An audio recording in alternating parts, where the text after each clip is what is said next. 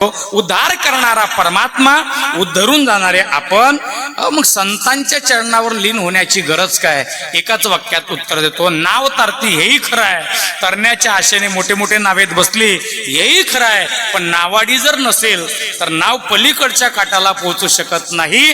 तसं संत नसल्यानंतर देव असूनही जगाला तरू शकत नाही. सोपं उदाहरण घ्या, देवाचा बाप होण्याचं भाग्य वसुदेवाला लाभलं, पण उद्धार करून घेण्याकरता संतांजवळच जावं लागलं. संत हे देवाच्या घरचे पिये आहेत.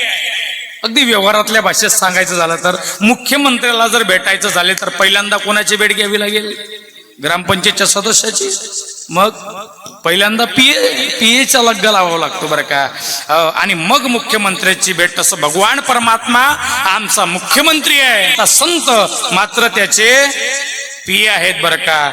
आणि म्हणून मुख्यमंत्री रूपी देवाला जर प्राप्त करून घ्यायचं असेल तर त्याकरता पहिल्यांदा संत रूपी पियेचे पाय धरावे लागतील.